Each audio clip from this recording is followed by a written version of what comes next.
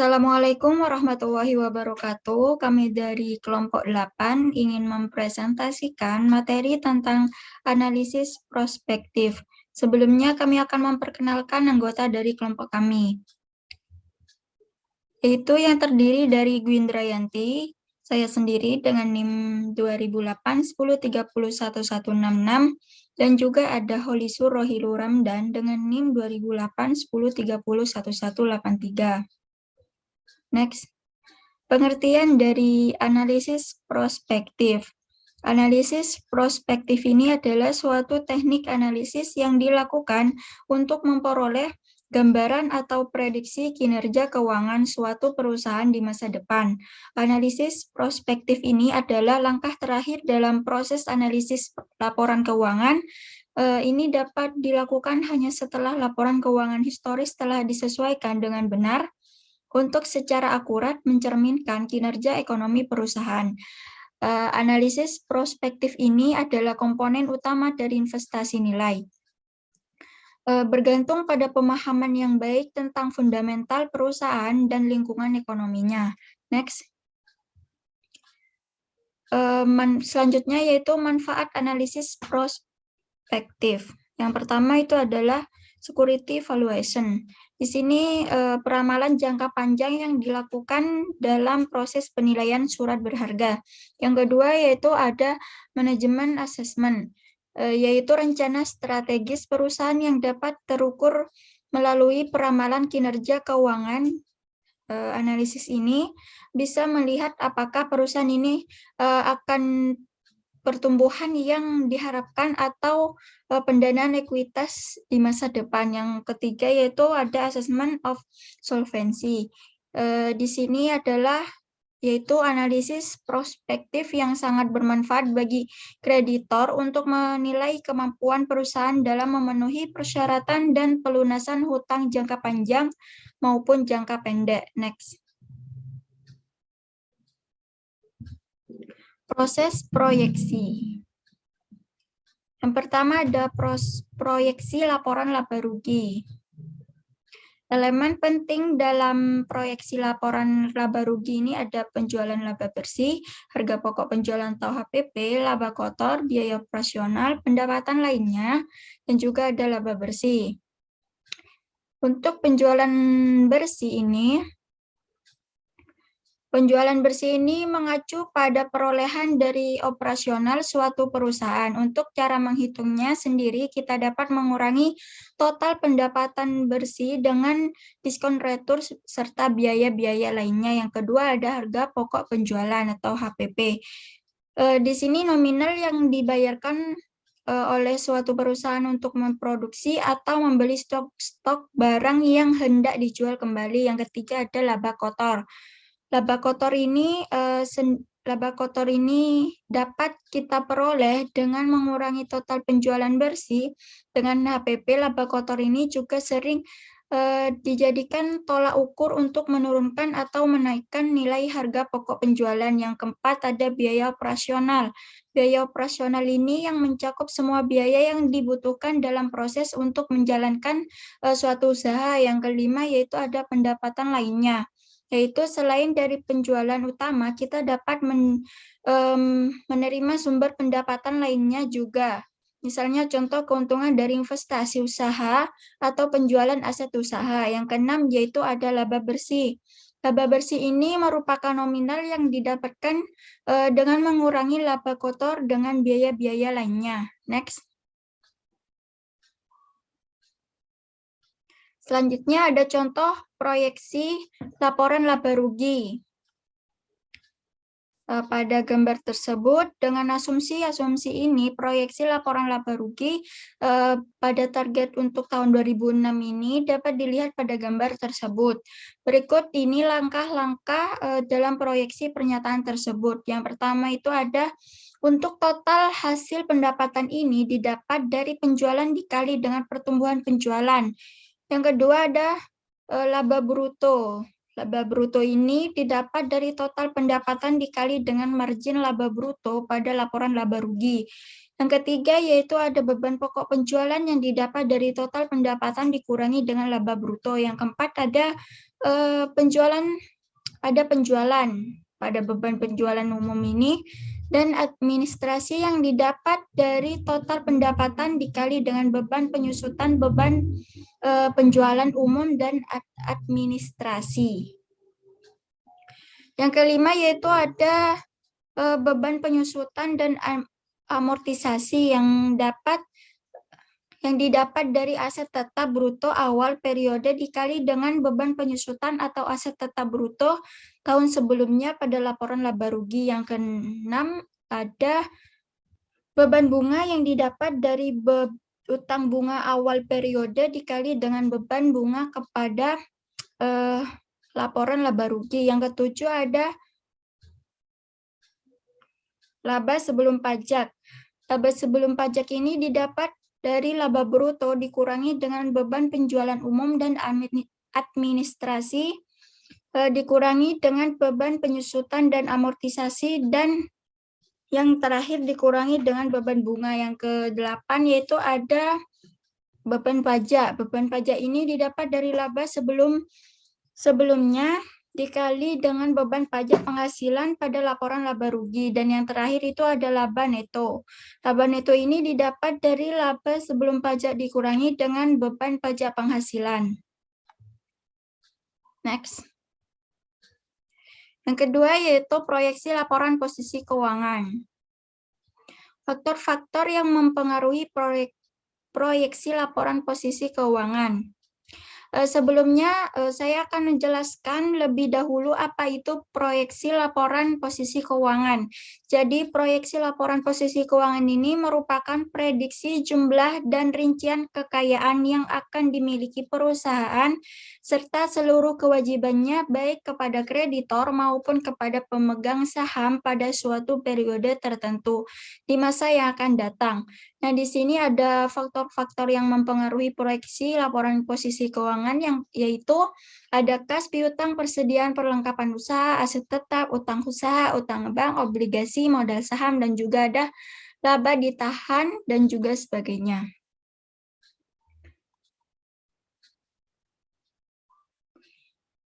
Untuk tujuan dilakukannya proyeksi laporan posisi keuangan itu yaitu untuk menganalisis posisi laporan, yaitu untuk menganalisis posisi keuangan perusahaan saat ini dan masa lalu agar informasi tersebut dapat digunakan untuk memprediksi kondisi keuangan di masa yang akan datang. Yang kedua yaitu untuk membantu merencanakan masa depan agar sesuai dengan target perusahaan. Next. Di sini ada contoh proyeksi laporan posisi keuangan.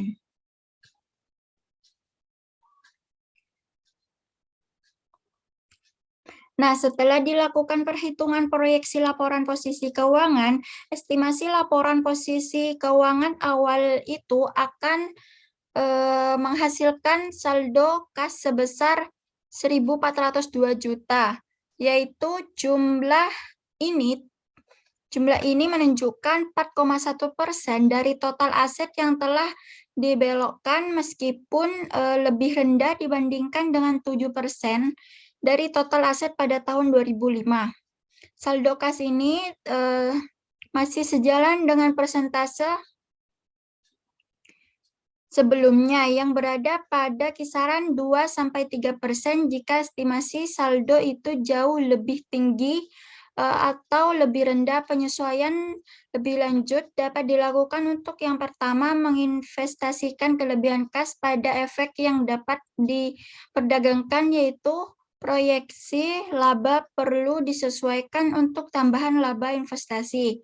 Yang kedua yaitu mengurangi utang jangka panjang atau ekuitas secara proporsional sehingga dapat menjaga tingkat keuangan yang konsisten dengan tahun-tahun sebelumnya. Jika tingkat itu terlalu rendah, tambahan hutang jangka panjang atau saham biasa dapat ditingkatkan seperti yang diperlukan dan dengan menjaga agar keuangan itu tetap konstan. Nah, proyeksi ini menunjukkan bahwa target akan mampu mendanai pertumbuhan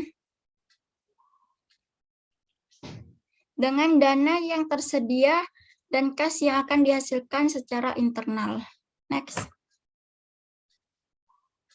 Yang ketiga yaitu ada proyeksi laporan arus kas. Proyeksi laporan arus kas ini dihitung dari proyeksi laporan laba rugi dan proyeksi laporan posisi keuangan.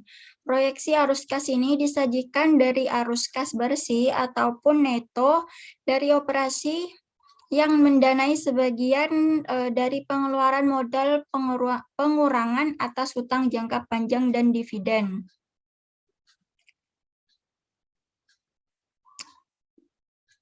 Adapun langkah proyeksi laporan arus kas ini yaitu adalah memproyeksikan saldo awal kas dan juga peningkatan ataupun penurunan dari kewajiban dan ekuitas yang diperlukan untuk menentukan persentase historis dan ataupun kas dibandingkan dengan total aktiva di mana itu juga ada pendanaan ataupun juga pembayaran dari di mana digunakan dengan proporsi historis dari hutang dan juga ekuitas. Next. Di sini ada contoh proyeksi laporan arus kas.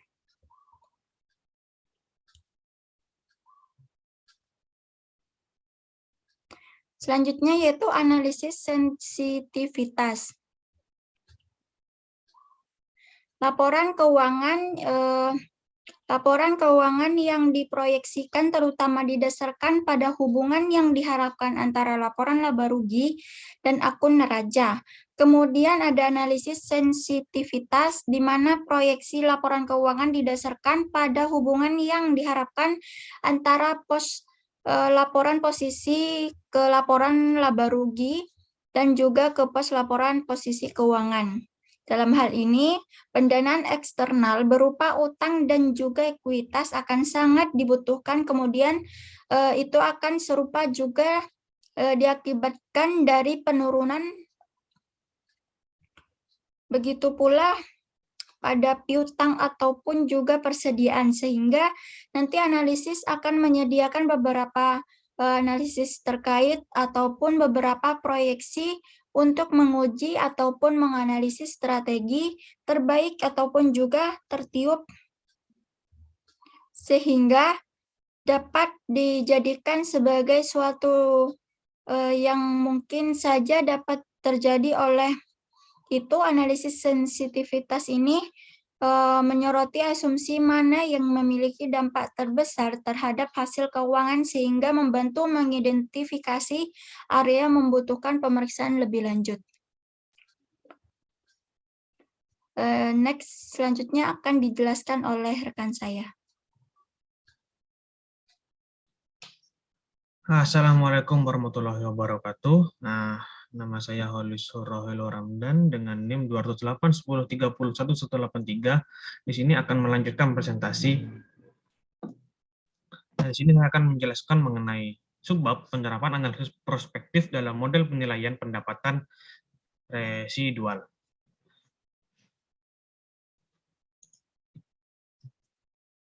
Nah, seperti yang kami nyatakan di awal bab, penilaian prospektif ini adalah pusat keamanan analisis.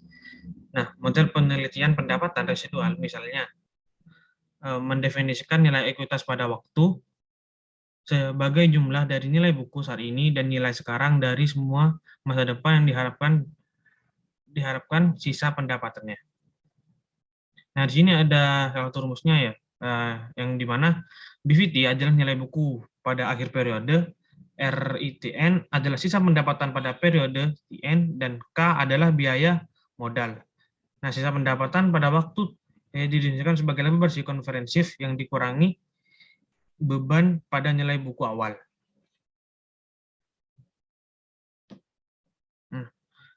Di sini ada proses penilaian memerlukan estimasi laba bersih yang masa depan dan nilai buku dari ekuitas pemegang saham.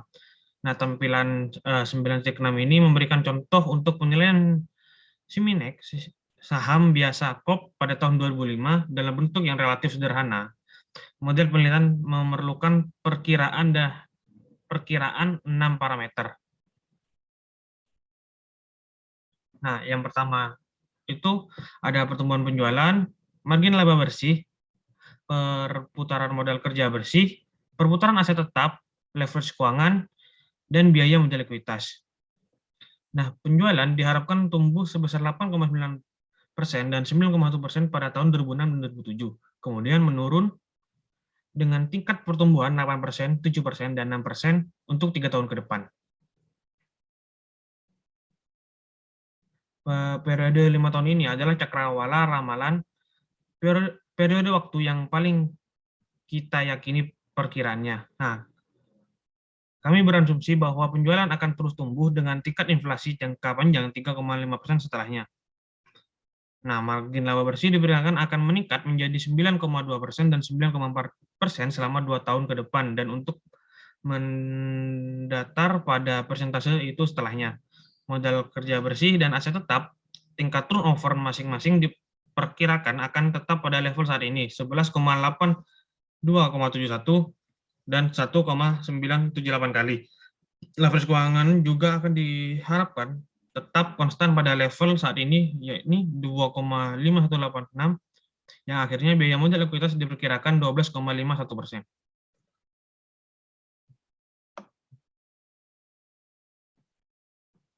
Nah, penilaian saham ekuitas sangat tergantung pada proses proyeksi. Sebagai dibahas, penilaian kami harus secara cermat memeriksa sensitivitas harga saham perkiraan untuk asumsi yang mendasari dalam proyeksi.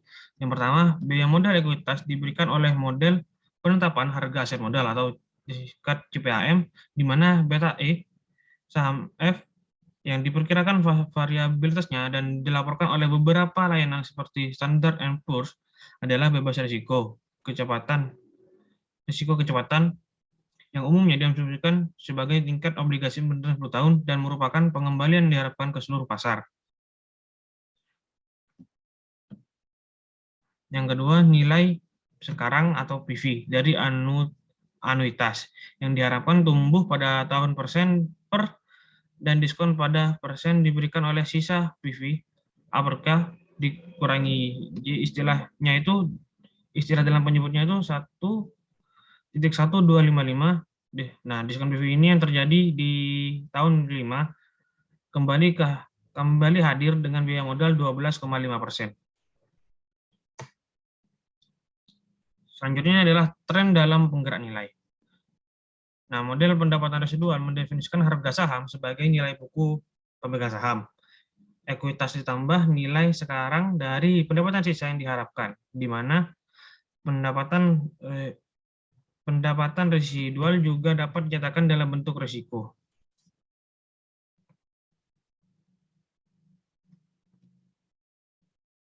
Nah, di sini ada gambar 9.7 yang terletak di atas, itu menyajikan kinerja ROE untuk kuintil semua perusahaan di komposat basis data. Untuk setiap tahun, portofolio perusahaan di setiap kuintil ROE dibentuk dan ROE untuk setiap perusahaan dalam portofolio dilacak selama 10 tahun ke depan, yang grafiknya menyajikan nilai median untuk setiap portofolio. Nah, di sini ada dua pengamatan jelas ya. Yang pertama itu ROE cenderung kembali ke equilibrium jangka panjang. Yang dimana ini mencerminkan kekuatan persaingan. Yang selanjutnya tingkat pengembalian untuk perusahaan yang paling tidak menguntungkan lebih besar daripada itu untuk perusahaan yang paling menguntungkan. Dan akhirnya tingkat pengembalian untuk sebagian besar tingkat STM ROE lebih besar daripada untuk perusahaan di tingkat yang lebih moderat dari ROE. Yang kedua, pengembalian tidak lengkap, yang artinya itu masih ada selisih sekitar 12% di antara perusahaan ROE tertinggi dan terendah bahkan setelah 10 tahun. Ini mungkin hasil dari dua faktor. Yang pertama itu perbedaan risiko yang tercermin dalam perbedaan biaya modal atau tingkat konservatisme yang lebih besar dalam akuntansi kebijakan. Nah, tampilan 9.7 ini mengungkapkan bahwa sebagian besar pengembalian selesai setelah sekitar 5 tahun. Yang ini memberikan dukungan untuk penggunaan cakrawala. Perkiraan 5 tahun kami untuk Sinmex karena hanya ada sedikit berdampak pada harga saham setelah titik di mana ROE terlepas dari tingkat pertumbuhan asumsi untuk penjualan.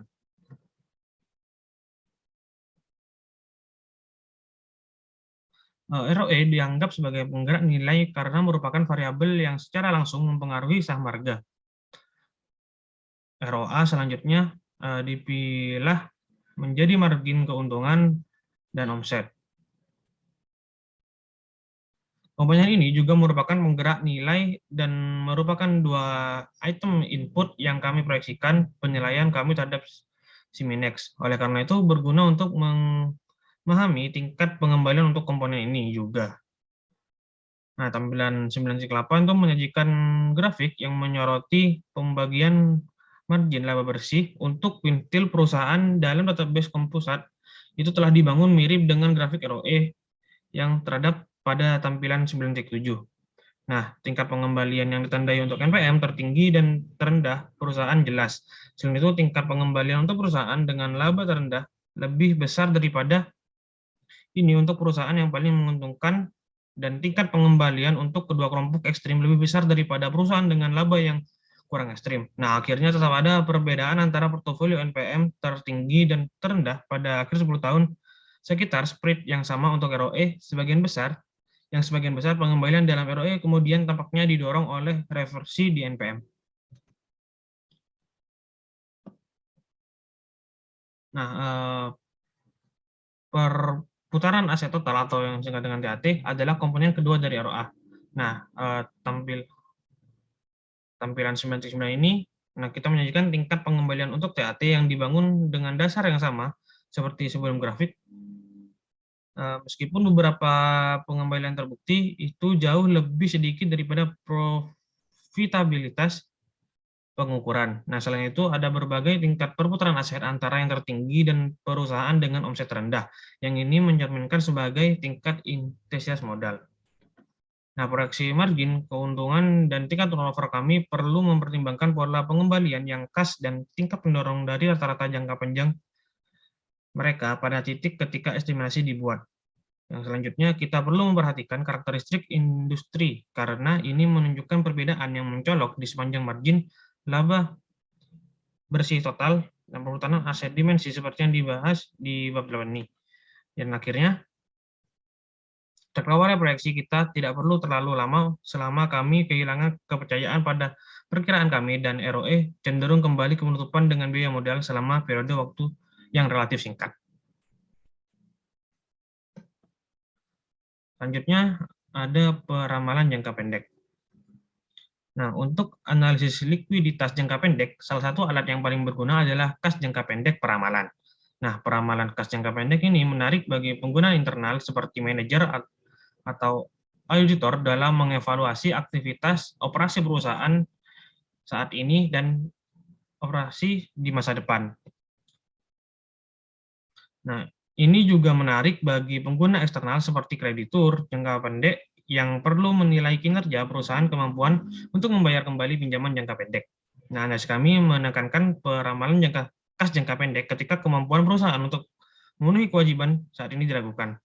Nah, keakuratan uang tunai peramalan adalah berbanding terbalik dengan cakrawala perakiraan. Semakin lama perkiraan periode, semakin tidak dapat diandalkan peramalan. Nah, hal ini disebabkan jumlah kompleksitas dari faktor yang mempengaruhi arus kas masuk dan arus kas keluar yang tidak dapat diestimasi secara andal dalam jangka panjang.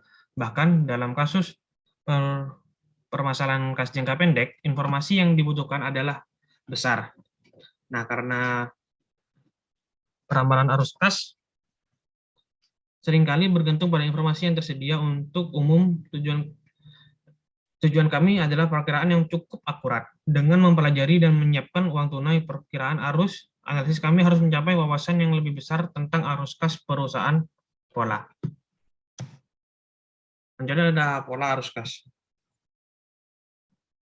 Nah, untuk meninjau sifat pola arus kas, sebelum memeriksa model untuk analisis dan proyeksi arus kas dan cara kas, atau selanjutnya hanya kas, adalah aset yang paling liquid. Hampir semua keputusan manajemen untuk berinvestasi dalam aset atau membayar biaya memerlukan penggunaan uang tunai segera atau pada akhirnya. Ini menghasilkan fokus manajemen pada uang tunai daripada konsep dana liquid lainnya. Beberapa pengguna seperti kreditur terkadang menganggap aset seperti piutang dan persediaan sebagai bagian dari aset likuid, mengingat konversi jangka pendek mereka menjadi uang tunai. Nah, memegang uang tunai memberikan sedikit atau tidak ada pengembalian, dan pada saat harga naik, uang tunai seperti aset moneter terkena kehilangan daya beli. Namun demikian, memegang uang tunai merupakan eksposur risiko paling sedikit. Manajemen bertanggung jawab atas keputusan untuk berinvestasi kas dalam aset untuk segera membayar biaya. Konversi tunai ini meningkatkan risiko karena pemulihan akhir kas anuitas ini kurang dari pasti. Risiko yang terkait dengan konversi tunai ini terdiri dari berbagai jenis dan derajat, yang misalnya risiko dalam mengkonversi uang tunai ke dalam investasi sementara kurang dari risiko dalam melakukan uang tunai untuk jangka panjang aset pembayaran seperti pabrik dan peralatan. Nah, menginvestasikan uang tunai dalam aset atau biaya yang ditunjukkan untuk mengembangkan dan memasarkan produk baru sering kali membawa risiko pemilihan uang yang lebih serius. Keduanya, likuiditas jangka pendek dan solvabilitas jangka panjang, tergantung pada pemulihan dan realisasi dari pengurangan nilai.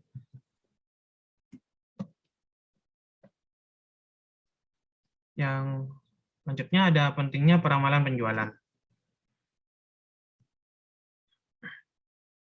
Nah, keandalan perkiraan kas kami itu bergantung pada kualitas perakiraan penjualan, dengan beberapa pengecualian seperti dana dari pembiayaan atau dana yang digunakan dalam aktivitas investasi.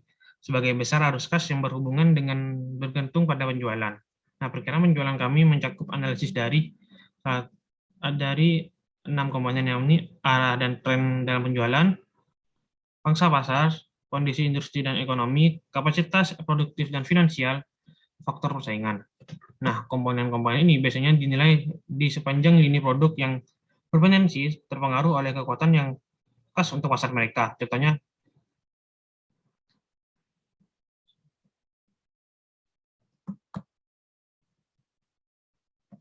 nah selanjutnya ada peramalan arus kas dengan analisis pro forma.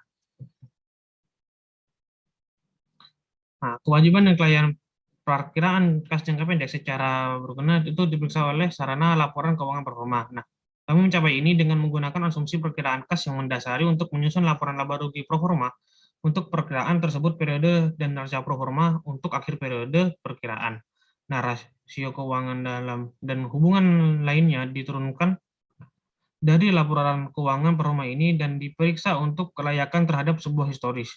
Perbandingan ini harus mengakui penyesuaian untuk faktor-faktor yang diperkirakan akan mempengaruhi selama periode perkiraan kas. Kami menggambarkan pengalaman arus kas yang menggunakan data keuangan dari IT Teknologis atau IT Teknologi baru-baru ini memperkenalkan profesor elektronik baru yang telah dinikmati dengan sangat baik oleh penerimaan pasar. Nah, manajemen TI memperkirakan penjualan ribuan dolar untuk 6 tahun berikutnya. Bulan yang berakhir 30 Juni, nah tahun pertama sebagai $100, $125, $150, $175, $200, dan $250. Saldo kas saat pada 1 Januari tahun pertama adalah $15. Dalam peningkatan penjualan yang diprediksi, Bendahara TI itu berharap untuk mempertahankan minimum saldo kas bulanan sebesar $20 untuk Januari, $25 untuk Februari, dan $27 untuk Maret, dan $30 untuk April, Mei, dan Juni. Nah, Bendahara itu memperkirakan kebutuhan dana tambahan untuk membiayai ekspansi penjualan. Bendahara mengharapkan bahwa peralatan baru senilai $20.000 akan dibeli di Februari dengan memberikan wesel bayar pada penjual. Nah, catatan akan dilunasi dimulai pada bulan Februari dengan tarif $1.000 per bulan.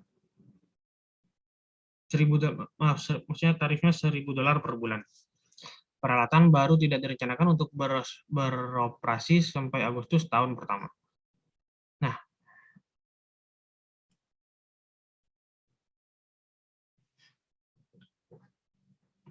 Bendahara merencanakan beberapa langkah lebih lanjut untuk mendanai pembiayaan ini. Dengan persyaratan pertama, dia memperoleh komitmen pembiayaan dari asuransi perusahaan untuk memperoleh $110.000 obligasi jangka panjang. Penjualan obligasi ini direncanakan untuk bulan April dan Mei. Dia berencana untuk menjual real estate untuk pembiayaan tambahan termasuk $8.000 pada bulan Mei dan $50.000 pada bulan Juni. Dan akan menjual peralatan yang awalnya seharga $25.000 dengan nilai buku dari nol, seharga $25.000 pada bulan Juni. Nah, bendahara mendekati Bankir TI untuk persetujuan pembiayaan jangka pendek untuk menutupi kebutuhan dana tambahan.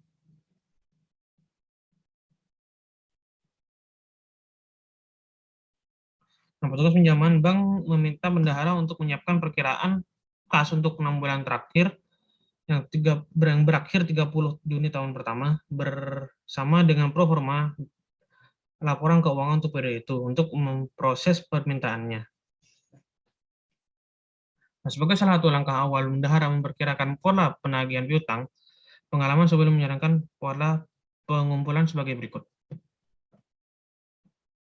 Nah, pola pengumpulan ini bersama dengan penjualan produk yang diharapkan memungkinkan bendahara untuk membuat perkiraan pengumpulan uang tunai yang ditunjukkan pada gambar 9.1. 9A.1.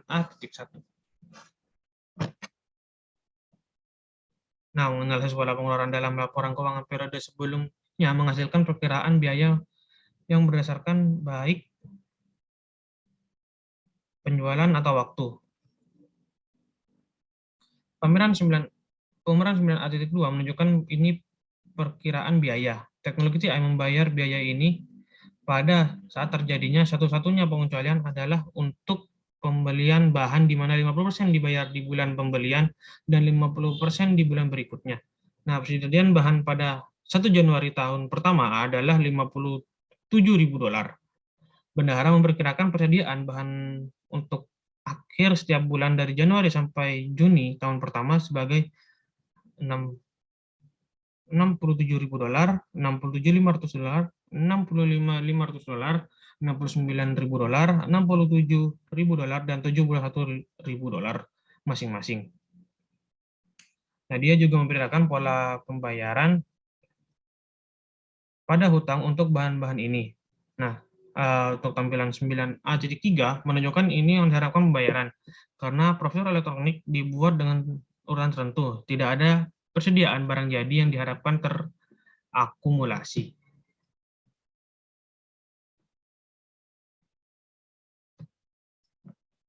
Perkiraan kas bendahara yang dihasilkan untuk masing-masing dari 6 bulan yang berakhir 30 Juni tahun pertama ditunjukkan pada gambar 9A.4. Nah, dengan menggunakan perkiraan ini, tampilan 9A.5 menunjukkan laporan laba rugi pro forma IT teknologi selama 6 bulan terakhir pada tanggal 30 Juni tahun pertama. Juga baik neraca aktual maupun pro forma dari teknologi TI yang pada tanggal 1 Januari dan 30 Juni masing-masing tahun pertama ditunjukkan pada tampilan 9A.6.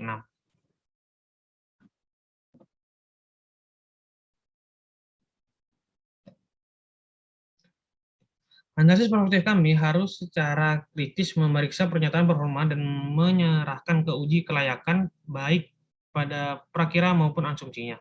Kita harus mengevaluasi rasio dan hubungan yang diungkapkan dalam laporan keuangan performa dan membandingkannya dengan rasio historis untuk menentukan kewajaran dan kelayakan. Sebagai contoh, rasio lancar teknologi TI meningkat dari 2,6 pada 1 Januari tahun pertama menjadi 3,5 dari neraca performa tanggal 30 Juni tahun pertama. Selain itu, untuk 6 bulan yang berakhir 30 Juni tahun pertama, fraksi pengembalian ekuitas akan akhir melebihi 9%. Ini dan lainnya ukuran seperti omset, tren, dan perbandingan ukuran umum harus dievaluasi.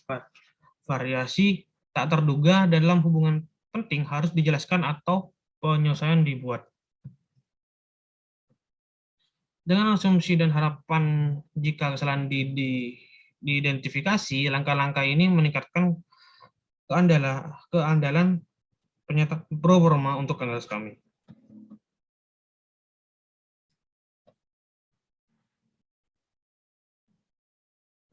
Nah, kita harus menyadari bahwa program spreadsheet elektronik tersedia untuk membantu kita dalam analisis performa. Kemudahan mengubah variabel untuk tes sensitivitas meningkat kegunaan pernyataan pro forma. Namun demikian, kita tidak boleh bingung dengan kemudahan dan fleksibilitas dari program-program ini dengan kebutuhan penting untuk mengembangkan dan mengidentifikasi perkiraan dan asumsi yang mendasari keluaran mereka. Nah, kewajaran yang penting, perkiraan dan asumsi, dan kegunaan asumsi ini bergantung pada evaluasi dan penilaian dan bukan pada teknologi. Sekian, terima kasih. Kami akhiri presentasi pada bab 8 ini. Jika ada salah kata, mohon dimaklumi dan dimaafkan. Terima kasih. Wassalamualaikum warahmatullahi wabarakatuh.